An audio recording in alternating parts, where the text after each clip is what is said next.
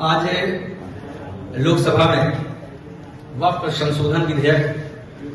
2025 को भारत की सरकार पेश कर रही है और 8 घंटे की बहस चल रही है।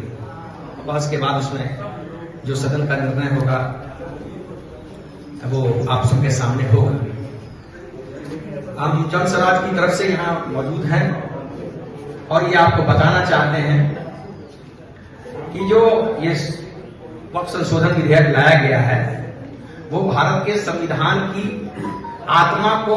दुखी करते हुए, भारत के संविधान की जो आत्मा में जो प्रावधान किए हैं भारतीय संविधान के अनुच्छेद 14 में, 25 में, 26 में, 27 में, इनका वायलेशन करके ये लाया गया है।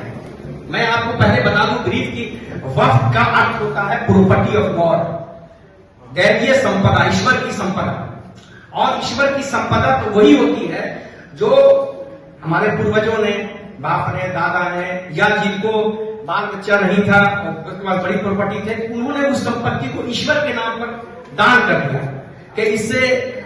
गांव में जो गरीब बच्चियां हैं उनकी शादी होगी, मस्जिद का रंग पुताई होगा, दरगाह का देख रेख होगा, करबला का होगा, ताजिया बनेगा, इमाम बाड़ा बनेगा,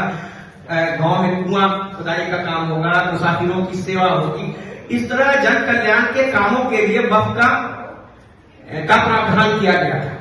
वक्फ की चूंकि बहुत बड़ी प्रॉपर्टी थी, भारत में इसलिए 1954 में एक एक्ट लाया गया, वक्फ एक्ट 1954, जिसके तहत पूरे देश में सभी राज्यों में एक वक्फ बोर्ड का गठन किया गया और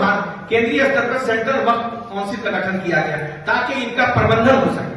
और आपको जानते ये भी बता दें कि इसमें राज्य सरकारों या केंद्र सरकार का कोई फंडिंग नहीं है। वो जो वक्फ प्रॉपर्टी है, जो जिसको स्टेट कहा जाता है, प्रत्येक वक्फ प्रॉपर्टी का जो ये है उसको स्टेट कहा जाता है, ESTAT स्टेट, उसके द्वारा 6% राशि दी जाती है राज्य वक्फ बोर्ड को और 1% सेंट्रल वक्फ बोर्ड को। उसी राशि से इसका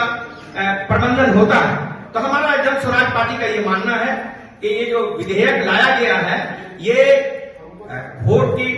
के ध्रुवीकरण के दृष्टिकोण से लाया गया है, मतदाताओं के बीच में चुनाव को प्रभावित करने के लिए लाया गया है। इनका मकसद कोई विकास नहीं है, कोई कल्याण नहीं है। और ये हमारे नेता सत्य प्रशांत किशोर जी ने आज भी बयान दिया और जिस दिन अगस्त में एक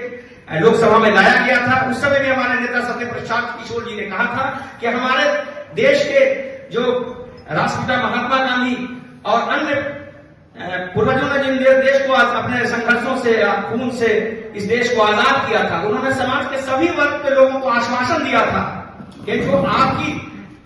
धार्मिक आजादी है वो इस देश में सुरक्षित रहेगी। तो हमारे नेता का यह कहना है कि जो आश्वासन हमारे पूर्वजों ने दिया है, चाहे वो राष्ट्रपिता महात्मा गांधी हो, सरदार वल्लभ भाई पटेल हो, पंडित जवाहरलाल नेहरू हो, इन लोगों ने जो आश्वासन दिया है उस आश्वासन के अनुसार भारतीय मुस्लिम समुदाय को भी उनकी जो वक्फ प्रॉपर्टी है, क्योंकि आपका तो कोई योगदान नहीं है, सरकार का तो इस प्रॉपर्टी में कोई योगदान नहीं है, ये प्योर प्रॉपर्टी जो है मुस्लिम समुदाय के पूर्वजों के द्वारा दान की गई संपत्ति है और इसमें